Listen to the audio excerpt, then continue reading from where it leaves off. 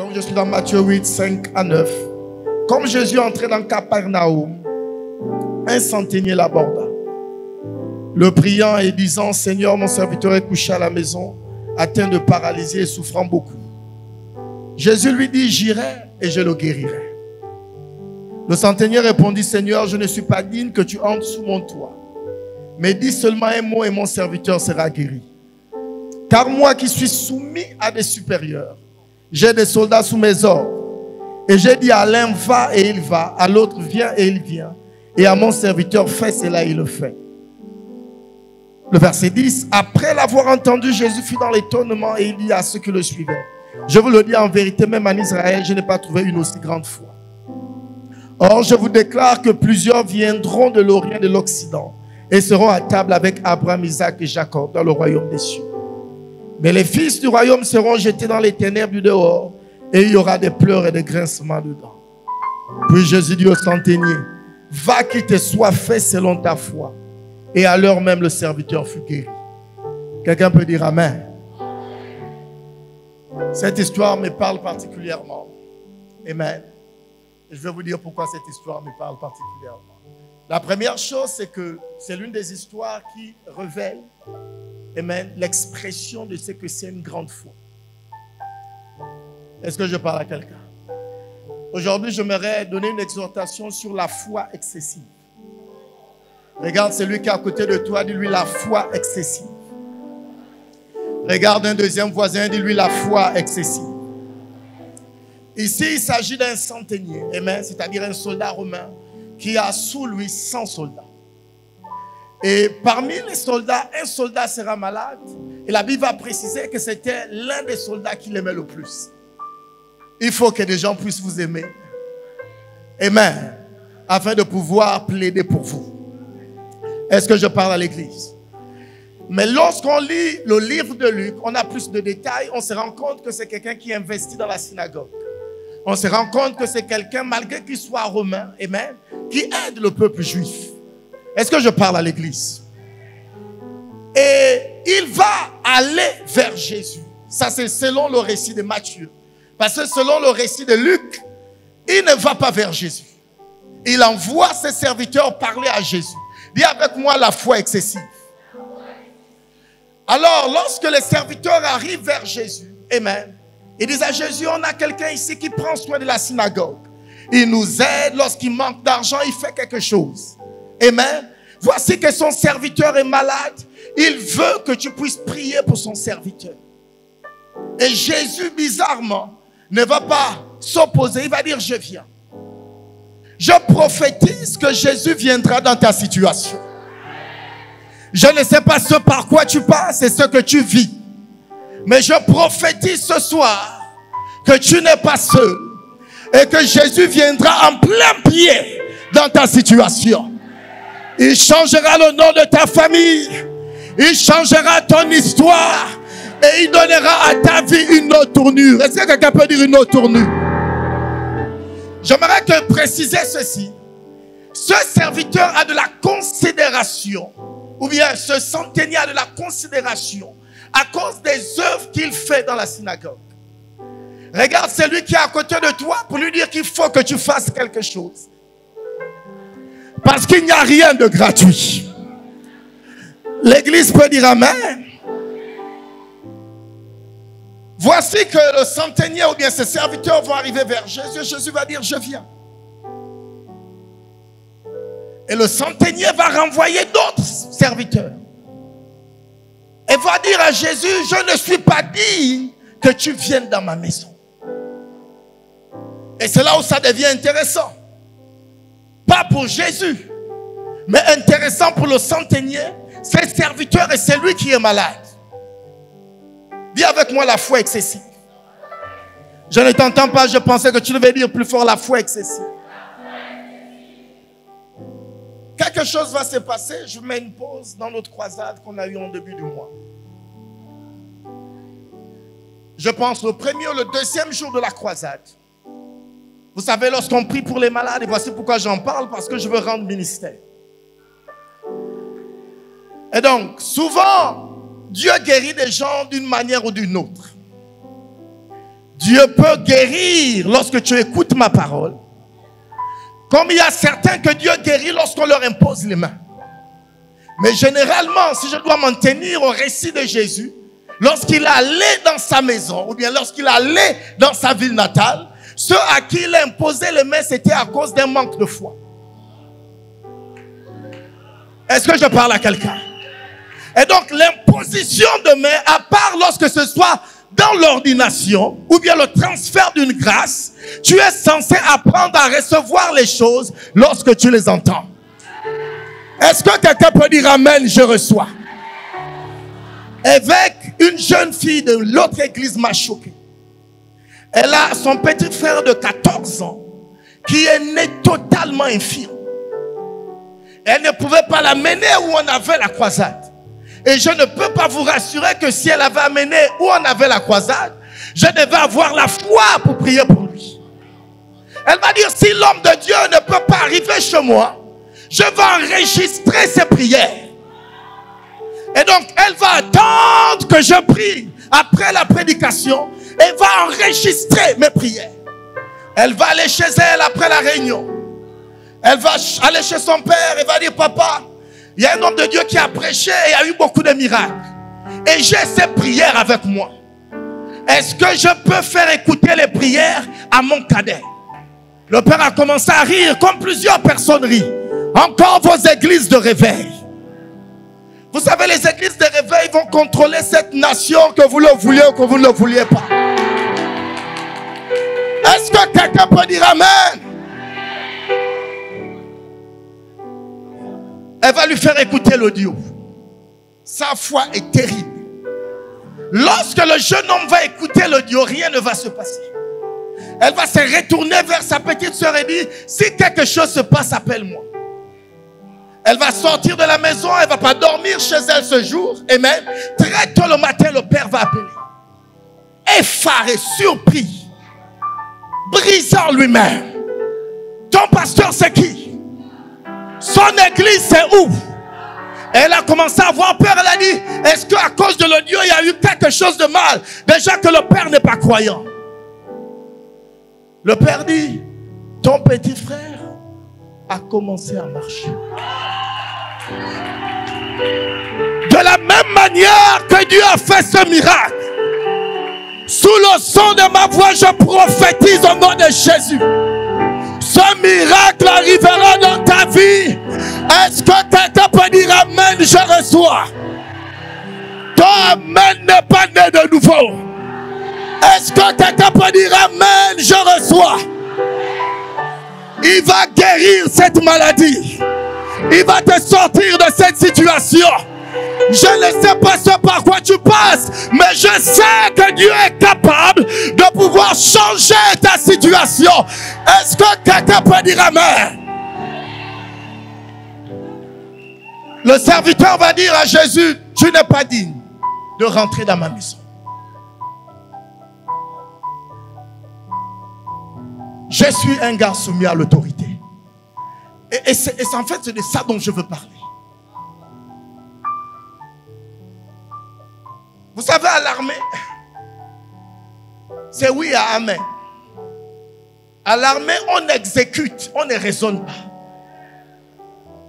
Et ce qui me choque dans la foi du centenier, c'est de créer le parallélisme entre un comportement militaire et ce qui peut se passer dans le monde spirituel.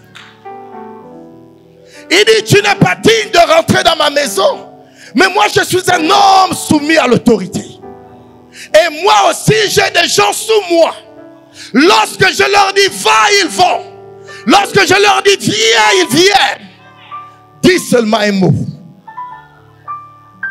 Et vous voyez, ce qui est choquant, c'est que de prime abord on aurait pensé que Jésus aurait envoyé l'un de ses disciples.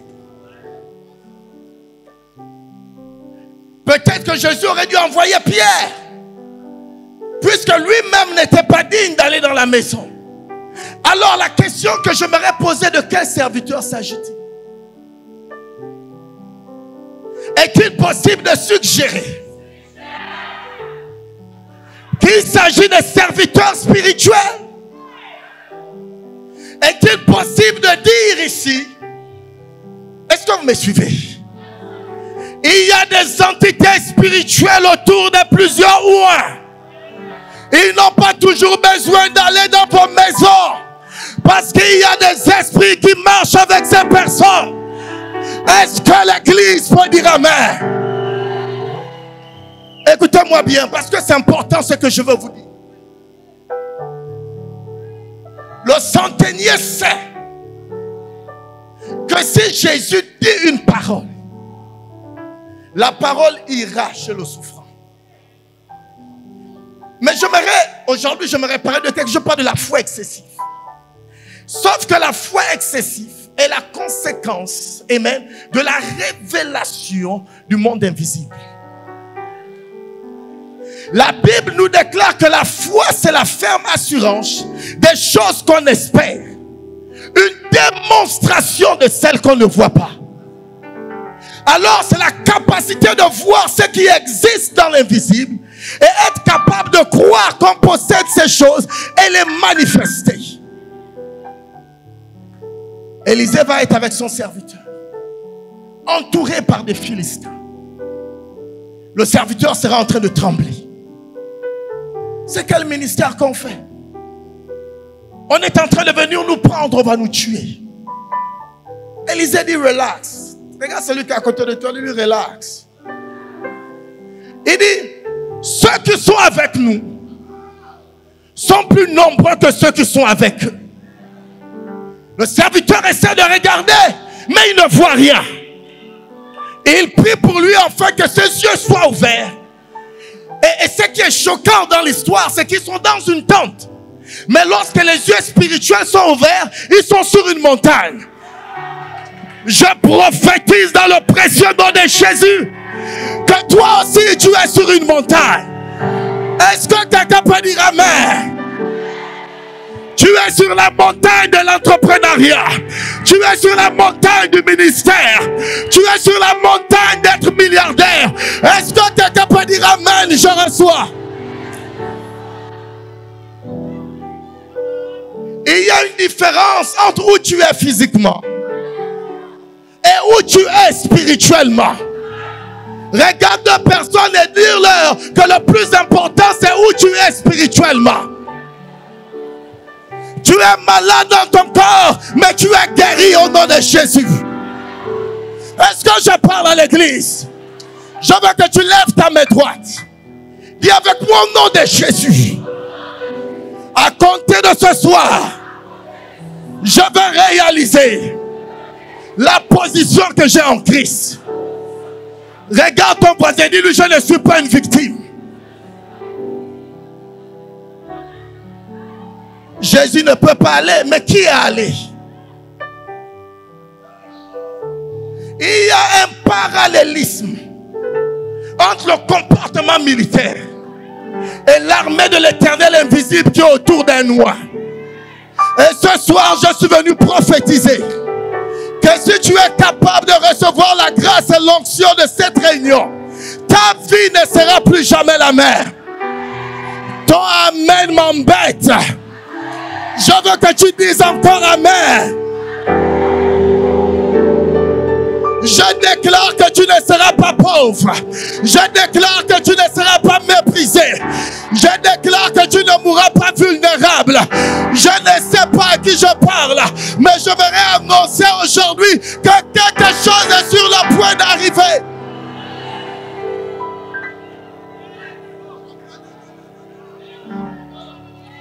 Il a dit, dis juste une parole.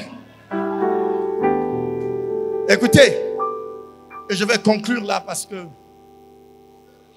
il faut. Et je vais vous dire pourquoi il faut que je prie pour les gens.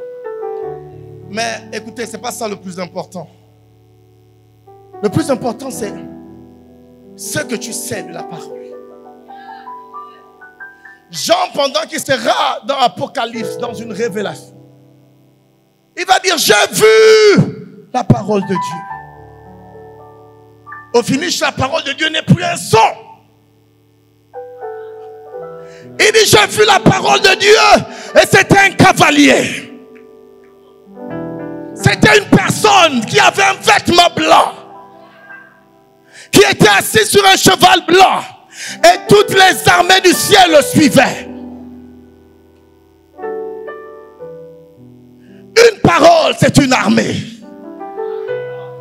Et ce centenier le savait. Et je prophétise ce soir que toi aussi, tu recevras ta parole. J'ai dit, tu recevras ta parole. J'ai dit, tu recevras ta parole. J'ai dit, tu recevras ta parole. J'ai dit, tu recevras ta parole. Est-ce que quelqu'un peut dire amen, je reçois?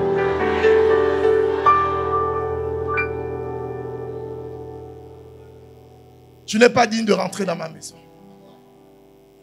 Mais envoie tes serviteurs. Je veux parler du côté spirituel. Et vous savez, la majorité des messages que je prêche tournent autour du jeûne, de la prière, la mission, la sanctification. Amen. Et tous ces messages ont un point commun. C'est la connaissance du monde invisible. Il y a plusieurs années, j'étais à une réunion de prière. Et le Seigneur va ouvrir mes yeux et je vais voir un ange de l'Éternel. Plusieurs années. J'aurais jamais imaginé avant ces années qu'on m'aurait invité dans des pays pour prêcher. Et l'ange est passé. Les gens qui priaient avec moi ont vu comment j'étais en train de me retourner. Ils m'ont dit, tu vois quoi, tu vois quoi? Je viens de voir un ange passer. Et l'Esprit du Seigneur m'a dit, c'est un ange pour les continents. Je prophétise au nom de Jésus.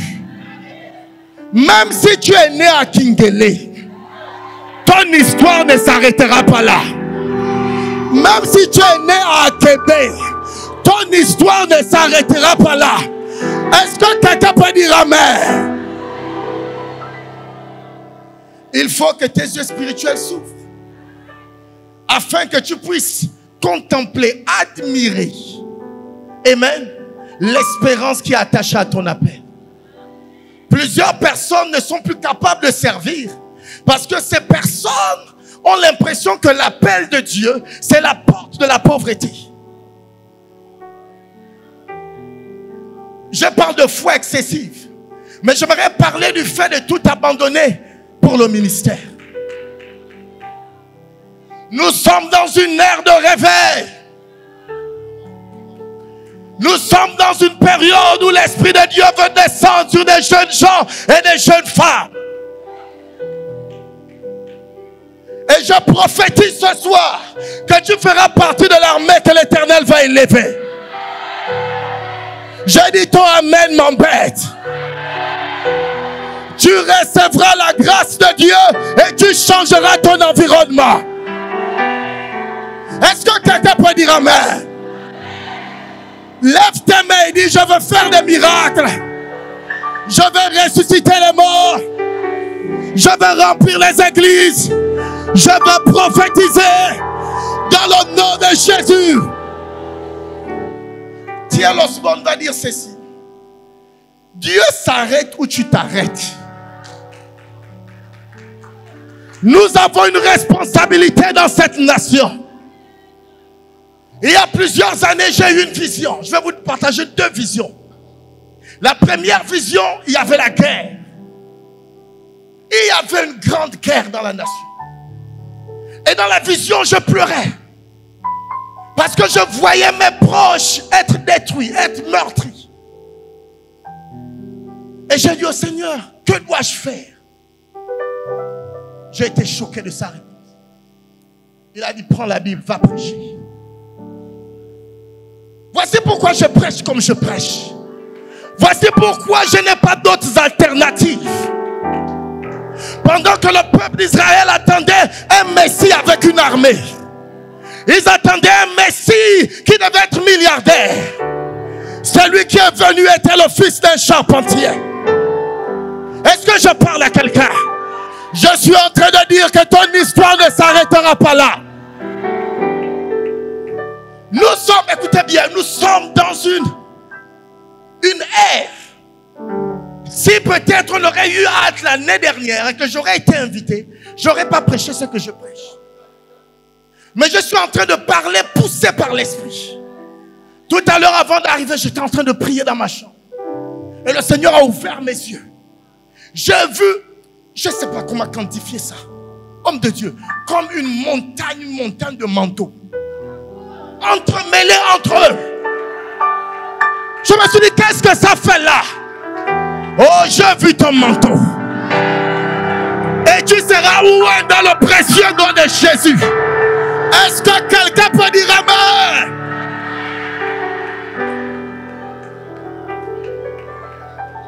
Suis-je en train de dire que la seule chose que Dieu fera, c'est appeler les gens en plein temps? Non. Je suis quand même le petit frère de l'évêque. Mais je suis en train de dire qu'il y a des gens ici qui ont un appel dans leur vie. Et j'ai coutume de dire que l'accomplissement de ton appel a forcément une contribution dans ta nation. Écoutez, l'église fait plus que ce que vous pensez qu'on ne fait. Dans mon église, j'ai des jeunes gens qui étaient des braqueurs. Nous investissons dans le social sans que les gens le sachent. Nous ne votons pas de loi, mais nous transformons les cœurs. Et je prophétise que tu seras parmi cette armée. Est-ce que quelqu'un peut dire amen? La deuxième vision, et je vais m'arrêter là. Et c'est la vision sur laquelle est basée la conférence de feu. Les gens étaient en train de prier. Ils demandaient tout ce qu'ils étaient en train de demander. D'autres demandaient le mariage.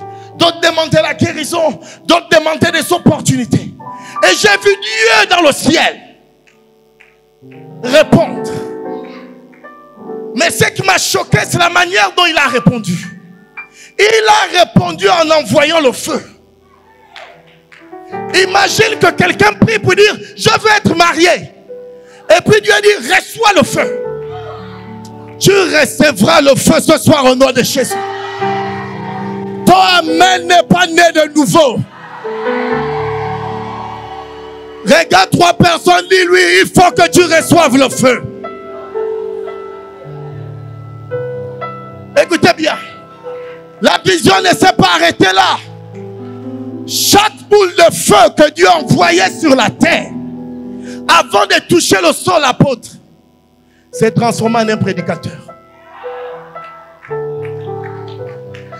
Et chacun de ces prédicateurs, donc ces flammes de feu qui devenaient des prédicateurs, avait un ange. Et c'est dans cette vision où j'ai vu comment le prédicateur prie pour quelqu'un qui a le cancer. Et l'ange court vers la personne qui a le cancer et arrache. Tu seras affecté d'un ange ce soir. Tes prières seront des prières puissantes. Est-ce que quelqu'un peut dire amen? Où sont les miracles dont nous parlaient nos pères? Sommes-nous devenus des philosophes? Il est temps de démontrer la puissance du Tout-Puissant. Oh, tu ne seras pas épargné de cette grâce. Je n'aime pas la manière dont vous réagissez. J'ai dit, nous sommes à la porte d'un réveil et Dieu est sur le point de faire quelque chose de grand. Dis avec moi, yes!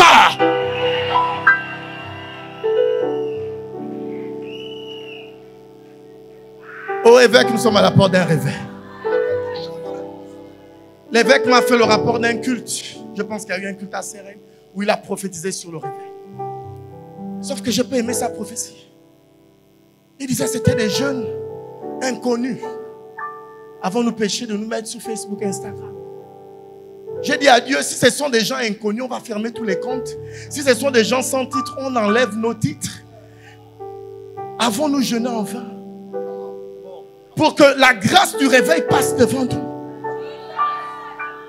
Si ceux qui ont les titres sont disqualifiés, Seigneur, enlève mon titre. Je refuse d'être un spectateur de ce que Dieu veut faire. Je serai un acteur de l'action de Dieu. Est-ce que quelqu'un peut dire amen? Je veux vivre les miracles. J'ai dit je veux vivre les miracles. Vous savez, si vous me posez la question, c'est quoi ton rêve? Pas que je critique ton rêve. Mon rêve, c'est pas d'avoir une voiture de luxe.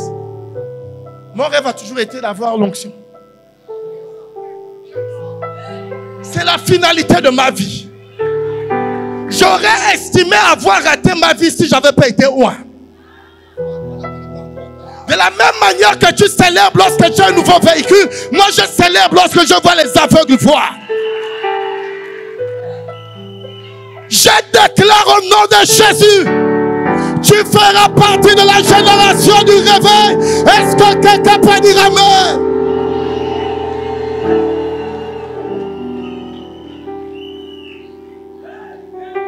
J'étais à Accra. N'avons-nous pas le même Saint-Esprit? N'avons-nous pas le même Saint-Esprit? Tout ce que je suis en train de vous dire, vous savez, parfois qu'on regarde les anglophones, ou bien on regarde nos frères du Congo, parce que honnêtement, ce qui se passe là-bas, c'est quoi encore la montagne? On va tous aller à Makengenge. Écoutez, ce qui se passe dans les pays anglophones, au Congo, au Ghana, au Nigeria, c'est choquant. Regarde celui qui est à côté de toi, demande-lui, as-tu reçu le Saint-Esprit? Dis-lui, prouve-le. Comment peux-tu avoir un si grand esprit et faire de petites choses? Pourquoi l'on prie pour les malades et ils ne guérissent pas? À compter d'aujourd'hui, ça va changer au nom de Jésus. Toi-même n'est pas né de nouveau. Tu es pasteur, les gens meurent de maladie dans ton église. On m'a amené une dame. Sa colonne vertébrale, le médecin avait dit que la colonne vertébrale s'ébritait. Et qu'elle devait devenir naine, paralysée et mourir. On a calamage. On a brutalisé Satan. Quand le jour où on a prié, elle dit j'avais une bosse là, la bosse a disparu. Elle repart chez le médecin dit tu étais où? Ta colonne vertébrale est devenue comme la colonne vertébrale d'un bébé. Oh, je prophétise que les signes et les miracles seront ton partage. Est-ce que quelqu'un peut dire amen? Je suis allé à Makokou. Ah, tu connais pas Makokou, mon frère. Faire une croisade. C'est loin, c'est dans les... Vous savez, un peu comme là. Parfois, l'atmosphère ne doit plus dépendre de s'il y a un piano. Ça dépend de ma foi et de ce que Dieu m'a dit. Et j'arrive à la croisade, premier jour de la croisade, les chants sont bizarres, tout le monde est bizarre. C'est reine est bénie. Amen, c'est reine est bénie. On est en province. Et j'avais développé pendant un moment une grâce pour les sourds. Vous savez, lorsque je prie pour les sourds, je ne suis pas stressé. C'est vraiment sans stress. J'ai déjà prié pour plus de 100 personnes sourdes qui ont été guéries par la grâce de Dieu. Plus de 100 personnes. Et donc, je sais que la grâce ou le don de guérison que Dieu m'a donné, c'est pour les sourds. J'ai dit que ceux qui sont sourds, bien c'est les gens qui ont amené les sourds. C'est comme ça qu'on commence une croisade, par ce que tu sais faire. Amener les sourds. Et ça, c'est sans atmosphère. Dis avec moi, sans atmosphère. On m'a amené 13 sourds. J'ai dit, ok. 1, 2, 3, jusqu'au 13e, tous guéris. Dès que le peuple a vu ça, la foi est née dans leur cœur. Et ils ont dit que Dieu est capable de faire de grandes choses. On a eu une croisade il y a quelques semaines. Le dernier jour de la croisade, je préfère parler de ce miracle. Il y a une femme qui était devenue aveugle depuis 4 ans. J'étais en train de prier pour les gens. Elle est venue vers moi, elle a dit, pasteur, je ne vois pas d'un œil. Est-ce que tu peux m'ouvrir ça? Regarde celui qui est à côté de toi. Dis-lui, est-ce que tu peux ouvrir les yeux des aveugles? Il dit quoi? Lui veut l'argent. Pose-lui la question. La dernière fois que tu as ouvert les yeux d'un aveugle, c'était quand? Écoute, Dieu te fait rentrer dans cette saison.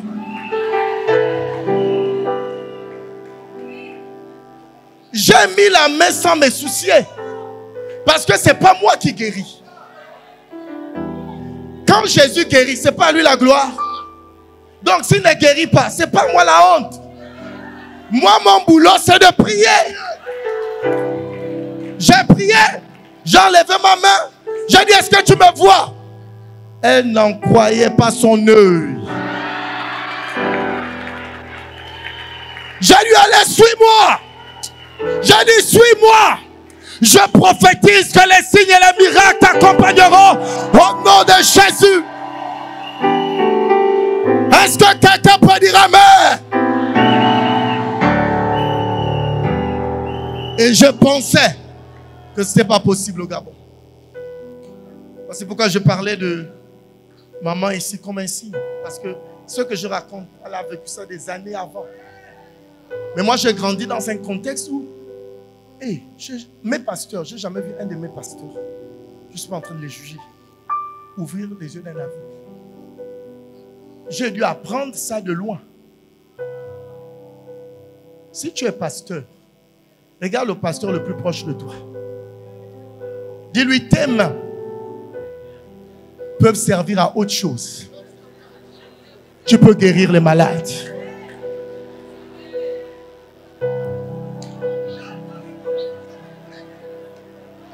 Maman, je pensais que ce n'était pas possible au Gabon. Et ma femme, elle est témoin. Ce n'est pas pour vous flatter. Il y a une vidéo, je cherche cette vidéo depuis. Il y a une vidéo sur YouTube. C'est une vidéo peut-être de 1 minute ou quelques secondes. Où il y a comme un petit résumé d'une croisade que vous avez eu soit à Pont-Jean-Tout bien. Et je pense à quelqu'un qui est infirme et quelqu'un qui est aveugle, qui font le témoignage dans la vidéo. Je cherche cette vidéo sur YouTube. On dirait qu'on l'a enlevé. Voilà, c'est sur Facebook. J'ai dit à ma femme. J'ai dit, voici. Regarde celui qui est à côté de toi. Pose la question, as-tu reçu le Saint-Esprit? Dis-lui, prouve-le. Regarde une deuxième personne, pose-lui la question, as-tu reçu le Saint-Esprit? Prouve-le.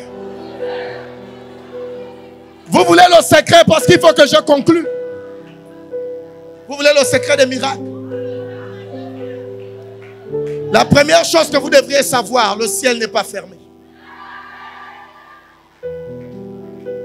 Il faut que ce soit clair, le Gabon n'est pas maudit. C'est important ce que je vous dis, vous pouvez réussir ici. L'évêque a été une inspiration parce que, à part mon père spirituel, il est l'autre personne qui m'a demandé de commencer l'église. Moi, j'étais évangéliste missionnaire, chassant les démons partout. Gare aux démons qui passent à côté de moi. Et il m'a convoqué dans son bureau. Il m'a dit, ton église est où? J'ai dit, mon église c'est tout le Gabon. Il m'a dit, non, ça c'est le boucan. Commence l'église. J'ai dit, ok, avant de commencer l'église, j'ai encore une croisade à Tchibanga. J'ai dit, je te promets. Je ne vais pas essayer de... Je sais que c'est mon aîné. Je ne vais pas essayer de discuter avec lui. J'ai dit, je vais d'abord faire la dernière croisade. Quand je reviens, je fais l'église. Je suis revenu, j'ai commencé l'église.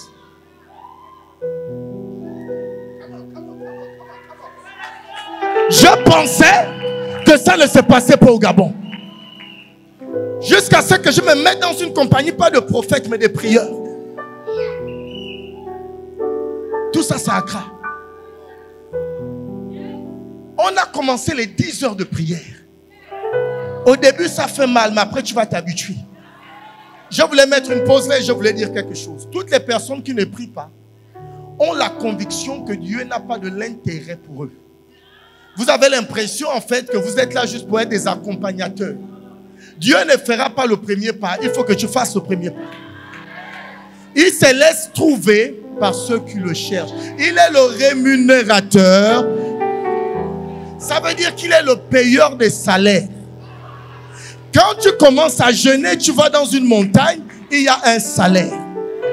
Et ce salaire peut être un ministère, ça peut être un don de miracle, ça peut être un don de prophétie. Oh, je prophétise que le Seigneur va te payer au nom de Jésus. Premier secret, dis avec moi, premier secret. Notre terre n'est pas maudite. On a juste un problème de culture. Mais, vous voyez la nouvelle génération des pasteurs là. Ils ont fait l'école, ils ont voyagé.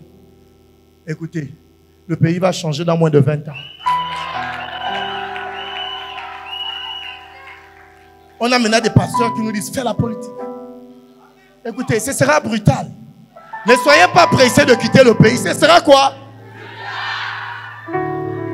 Ce sera sauvagement brutal. J'ai dit à un de mes parents, il a vu une vidéo où j'ai prié pour les gens tombent. Il a dit, c'est toujours comme ça les églises de réveil. J'ai dit que tu le veuilles ou pas, bientôt on va commander le pays. Et c'est une prophétie, je vous assure, Dieu va oindre l'église de réveil au Gabon. Au point où les choses vont changer de sens. Deuxième secret. Dis avec moi la prière. Je pensais que tu devais dire ça fort. La prière. Dis ça au point de faire peur à ton voisin. Dis la prière. Dis ça à une troisième personne. La prière. Si tu ne deviens pas une machine de prière, tu ne seras pas un producteur de miracles. J'ai commencé le miraculeux après de longues heures de prière. Mon frère Lewis va vous dire, j'avais fait l'erreur de prier pour une fille qui était sourde d'une oreille à un programme, à Jeunesse en Feu, le premier jour d'ouverture. Vous savez, c'est dangereux lorsque vous priez pour les gens, après on vous amène des cas compliqués. Au lieu d'avoir foi, ils disent non, le pasteur va faire. Ils m'ont amené un petit qui est né sourd-muet. J'avais tellement peur que j'ai dit, je ne vais pas prier devant le peuple. J'ai dit, après la réunion, venez au bureau. Je n'ai pas honte de vous dire ces choses. Je vous dis ces choses juste pour vous dire que c'est possible. Et donc, on arrive, le jeune homme est là. Il n'entend pas, il ne parle pas. J'ai mis mes mains dans mon frère. Loose! Lâche prise. Je suis allé derrière lui. Un peu comme j'ai fait hier ici. J'ai d'abord fait devant lui. J'ai dit, tu vois le geste? Il a bougé la tête. Je suis allé derrière. J'ai tapé. Il commence à pleurer. Il ne pleurait pas seulement. Il a commencé à vouloir parler. Relax, relax. Ses grandes sœurs ont commencé aussi à pleurer. Guéri de la surdité au nom de Jésus. Il aurait pu être guéri du mutisme. Mais je n'avais pas encore lu le livre du bishop Adjin Asari qui disait que les esprits de surdité sont au même niveau que les esprits de mutisme. Je ne savais pas. En fait, je pensais que c'était une montagne plus grande. Et puis je suis tombé sur le livre juste avant d'aller à la croisade à Chibanga. J'ai dit, mais le pauvre enfant, si je savais ça. Mais toi, tu sais ces choses. La prochaine personne malade que tu croiseras, fais un miracle. Le prochain fou que tu croiseras, fais un miracle. La prochaine personne qui aura le VIH, fais un miracle. Est-ce que l'église peut dire amen?